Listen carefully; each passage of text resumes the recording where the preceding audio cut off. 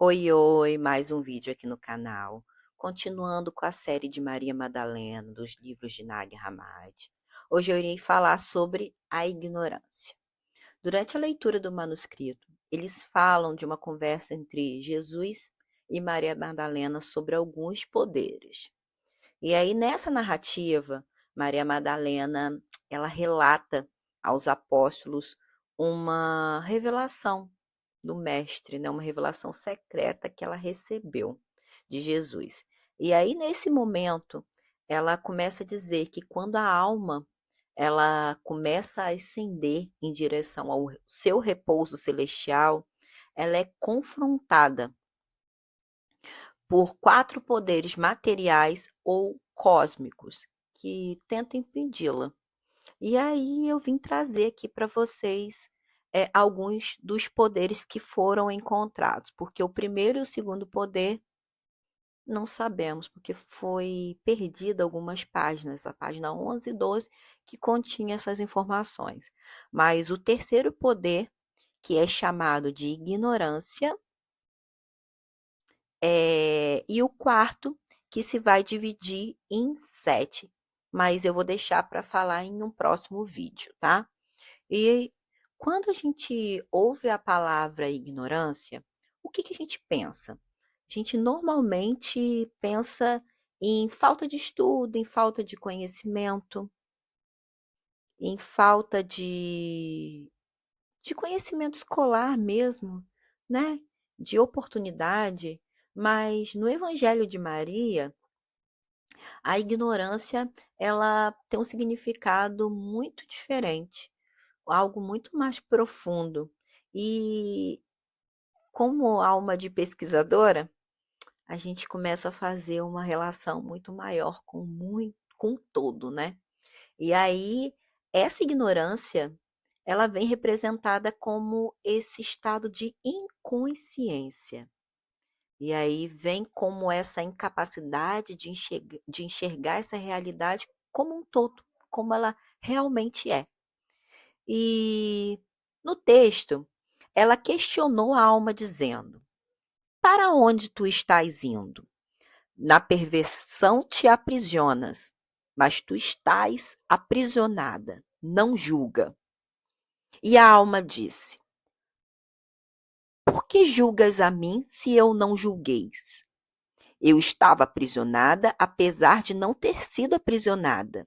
Eu não fui reconhecida, mas eu reconheci que o todo está sendo dissolvido, tanto nas coisas mundanas como nas coisas celestiais. E aí eu comecei a pensar: a ignorância seria viver reproduzindo crenças, valores, comportamentos sem ao menos questioná-los? E aí? Porque essa ignorância aqui, ela aparece como um poder. E aí, ela domina porque ela impede as pessoas de perceber essas estruturas que aprisionam? Foram perguntas que eu me fiz. E aí eu começo a compreender que essa ignorância não é apenas não saber, não ter acesso ao conhecimento de estudo.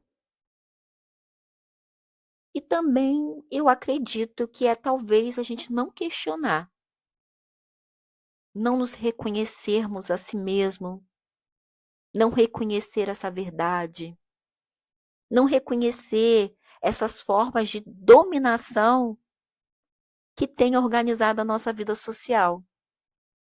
E aí, se a gente transforma essas reflexões para os dias de hoje, para a sociedade que estamos vivendo, a gente começa a pensar em várias formas de ignorância que foram socialmente produzidas.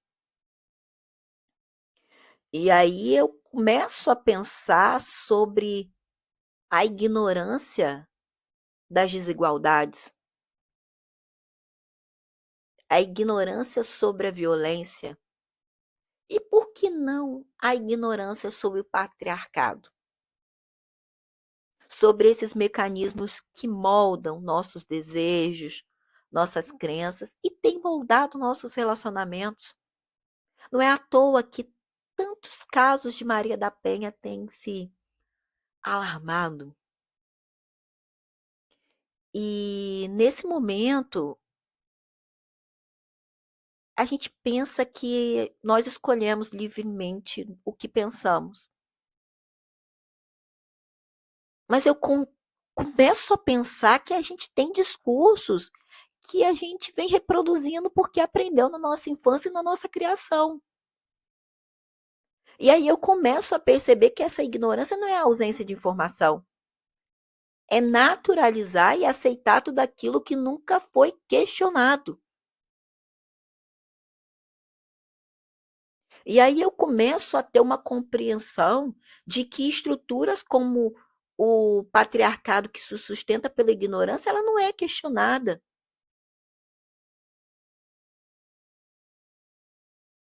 E aí ela não é sustentada porque nós somos incapazes de pensar, mas porque a gente aprendeu desde cedo a considerar determinadas hierarquias como algo natural.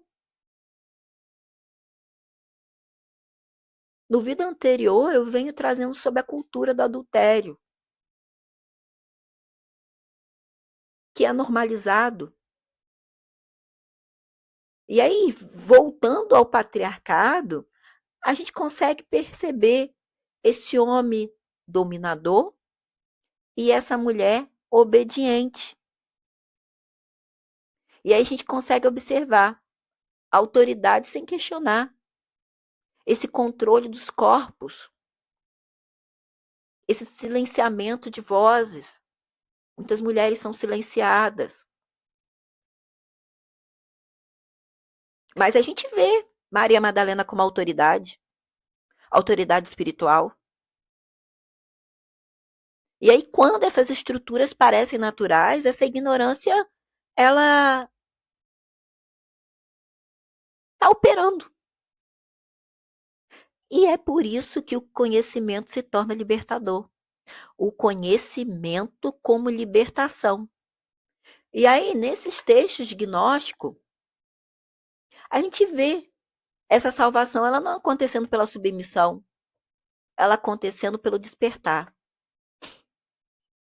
pelo reconhecimento, pela consciência. E aí a gente consegue ver a alma vencendo a ignorância quando a gente passa a enxergar. E aí a gente para de viver segundo as tradições, segundo as narrativas impostas. E aí a gente consegue compreender o verdadeiro eu sou. Aí mais uma vez eu venho dizer que esse Evangelho de Maria, ele é tão atual porque ele traz perguntas para nós e questionamentos. O que nós estamos aceitando como natural sem questionar?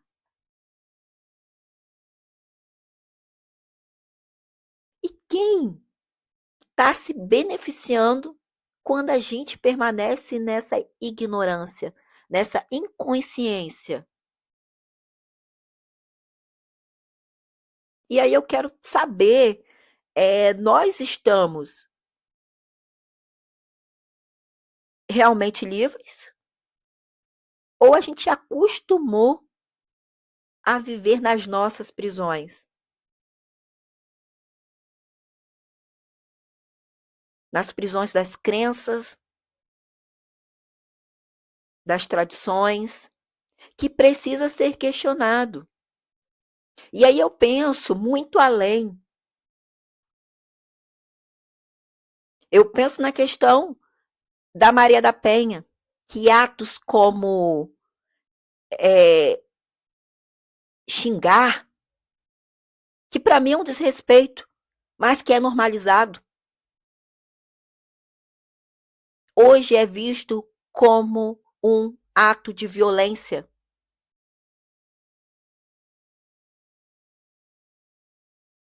e que é criminalmente aceito, é visto como um crime, mas que muito tempo foi normalizado e que a gente vê mais e mais e mais homens sendo presos por violência verbal, essa dominação, essa posse com uma mulher como objeto, que antes era normalizado, mas que hoje a gente vê como uma das armas para a violência psicológica. Então, que a gente abre esse espaço para uma reflexão, até para a gente não cair nessas teias que foram construídas ao longo de séculos e que a gente precisa ter a capacidade de romper.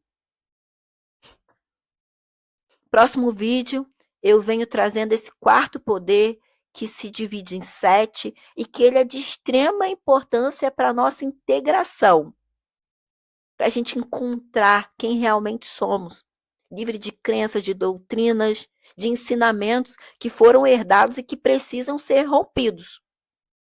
Tá ok, pessoal? Eu me emociono em falar, até porque eu me vejo muito direcionada em relação a isso.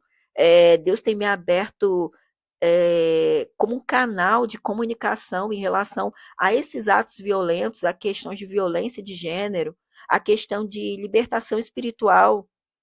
E eu me emociono em falar, e vocês conseguem ver pelo meu tom de voz, mas eu creio que Deus tem me colocado nesse local, não é à toa, é para nos tornarmos conscientes e livres do pecado.